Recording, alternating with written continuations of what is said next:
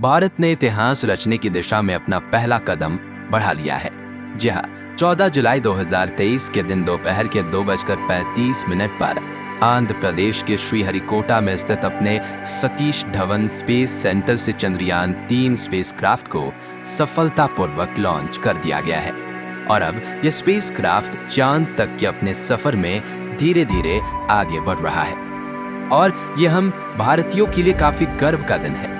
लेकिन इसी के साथ हम में से कई लोगों के दिमाग में ये सवाल आ रहे होंगे कि आखिर चंद्रयान 3 मिशन भारत के लिए इतना जरूरी क्यों है? 650 करोड़ के बजट वाले इस मिशन का लक्ष्य क्या है और कब ये मिशन सफलतापूर्वक पूर्ण होगा?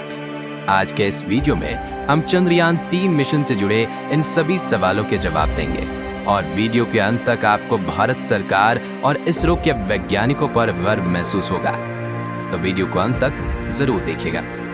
6 सितंबर 2019 भारत के इतिहास का सबसे दुखद दिन था, क्योंकि इस दिन चांद की सतह पर उतरने वाला हमारा दूसरा स्पेस मिशन चंद्रयान 2 चंद्रमा की सतह से सिर्फ 2 किलोमीटर की दूरी पर फेल हो गया था, क्योंकि तकनीकी खराबी की वजह से चंद्रयान 2 की टीम का विक्रम लैंडर से कनेक्शन टूट गया था और शायद वो चांद के किसी कोने में क्रैश लैंडिंग करके तबाह हो गया था। इस मिशन में न सिर्फ सरकार के करीब 978 रुपए खर्च, बल्कि इसरो के वैज्ञानिकों की सालों की मेहनत पर पानी फिर गया था, जिस वजह से पूरे देश में गम का माहौल था।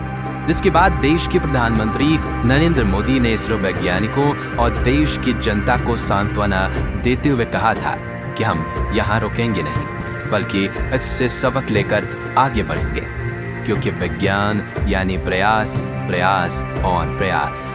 जो सुनकर वैज्ञानिकों ने एक बार फिर से अपने टूटे दिल को संभाला और फिर से प्रयास करना शुरू किया।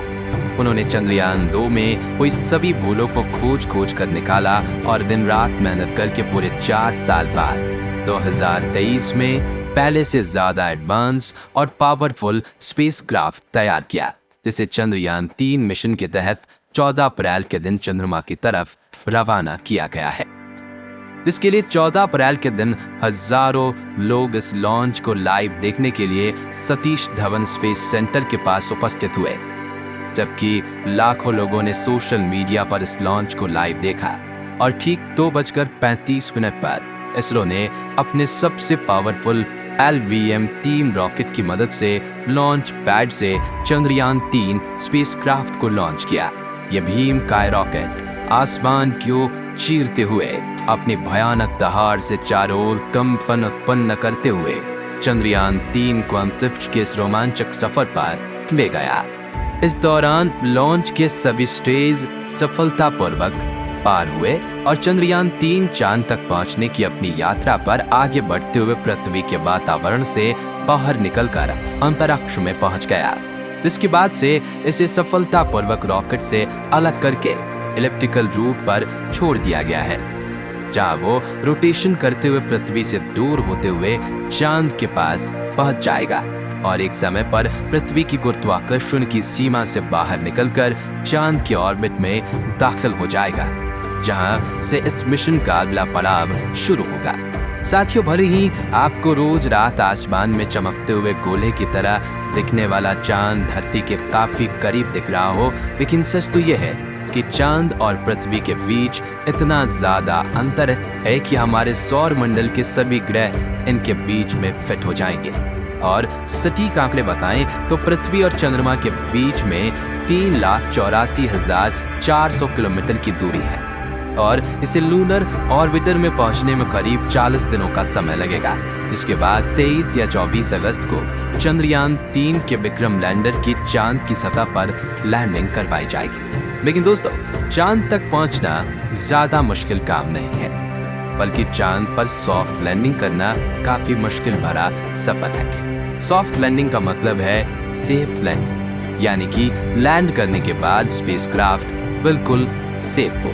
चांद पर इस सॉफ्ट लैंडिंग करने के प्रयास में पिछली बार चंद्रयान 2 का विक्रम लैंडर असफल रहा था और उसने चंद्रमा की सतह पर हार्ड लैंडिंग कर ली थी। हार्ड लैंडिंग यानी फेल लैंडिंग जिसमें कोई भी स्पेसक्राफ्ट अंतरिक्ष में मौजूद ग्रह और उपग्रह पर तेजी से लैंडिंग करता है, जिससे सतह से टकराकर उसके क्रैश होने के चांसेस बढ़ जाते हैं। हार्ड लैंडिंग के दौरान ज्यादातर मामलों में स्पेसक्राफ्ट से हमारा संपर्क टूट जाता है और वह एक जगह पड़े रहते हैं। हालांकि दुनिया की कोई भी स्पेस एजेंसी अपने स्पेसक्राफ्ट की हार्ड लैंडिंग नहीं करवाना चाहती, लेकिन कई बार तकनीक की दिक्कतों की वजह से ऐसी लैंडिंग कराई जाती है और ज्यादातर मामलों में इसी वजह से मिशन फेल हो जाता है। दोस्तों, आज तक सिर्फ अमेरिका, चाइना, रशिया ने ही चांद पर सॉफ्ट लैंडिंग की है, और अगर चंद्रयान 3 का लैंडर चांद पर सॉफ्ट लैंडिंग कर लेता है तो भारत दुनिया का वो चौथा देश हो जाएगा जिसके स्पेसक्राफ्ट सॉफ्ट लैंडिंग करने में सक्षम है। और इसी में सवाल का जवाब छुपा हुआ है कि आखिर चंद्रयान 3 मिशन भारत के लिए इतना जरूरी क्यों? क्योंकि अगर इसरो इस बार ये साबित कर देता है कि हम सॉफ्ट लैंडिंग करवाने में सक्षम है तो हम इंटरनेशनल स्पेस प्रोजेक्ट्स ले सकते हैं। यानी जो काम आज नासा कर रहा है और पैसे कमा रहा है, वही काम हम भी कर सकते हैं, जिससे न सिर्फ इसरो की इनकम बढ़ेगी बल्कि स्पेस एक्सप्लोरेशन में इंडिया कई ताकतवर देशों से आगे निकल जाएगा। और हम सभी ये बात जानते हैं कि अंतरिक्ष और यही चंद्रयान 3 मिशन का सबसे महत्वपूर्ण लक्ष्य है। साल 2008 में हम चंद्रयान 1 के जरिए चांद की सतह पर तो पहुंचे थे, लेकिन वो एक मून इम्पैक्ट प्रोब था जिसने हार्ड लैंडिंग की थी, और आज से 4 साल पहले भी चंद्रयान 2 का मुख्य लक्ष्य सॉफ्ट लैंडिंग करना ही था, लेकिन वो मिशन फेल है। अब सवाल आता है कि चंद्रयान 3 में वैज्ञानिकों ने कौन कौन से बदलाव किए हैं जिससे पिछली बार की तरह इस बार लैंडिंग में कोई भूल नहीं हुई। तो इस बार चंद्रयान स्पेसक्राफ्ट में कोई ऑर्बिटर नहीं है, क्योंकि इस मिशन में चंद्रयान 2 के ऑर्बिटर का इस्तेमाल किया जाएगा जो पिछले 4 सालों से चंद्रमा का चक्कर काट रहा है। इसलिए इस बार स्पेसक्राफ्ट में हम एक प्रपल्शन मॉड्यूल का इस्तेमाल कर रहे हैं जो चंद्रयान 3 को वहां तक पहुंचाएगा और लैंडर और रोवर को चांद की ऑर्बिटर तक लेकर जाएगा, जहां पहुंचने के बाद कुछ देर बाद चंद्रयान 3 का लैंडर विक्रम चांद के दक्षिणी ध्रुव यानी साउथ पोल में लैंडिंग के लिए अपने सफर की शुरुआत करेगा।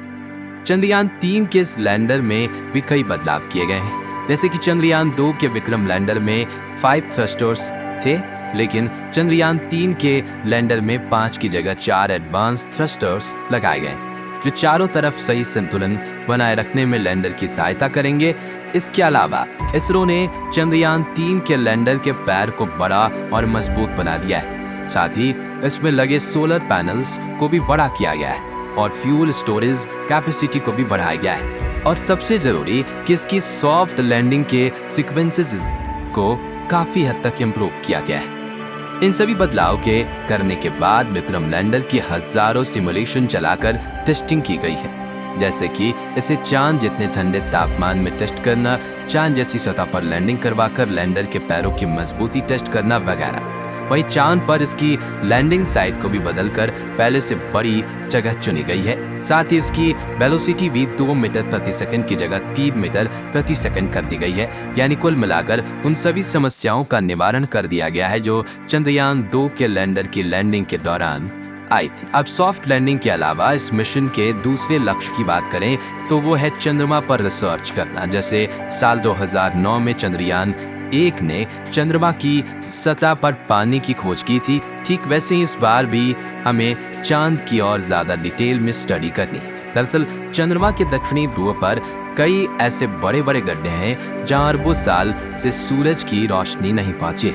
माना जाता है कि इन क्रैटर्स में पानी छुपा हो सकता है, और वो भी थोड़ा बहुत नहीं बल्कि पूरे 100 मिलियन टन। इसके अलावा यहाँ hydrogen, ammonia, methane, sodium, mercury और सिल्वर जैसे मूल्यवान संसाधनों का खजाना मौजूद हो सकता है।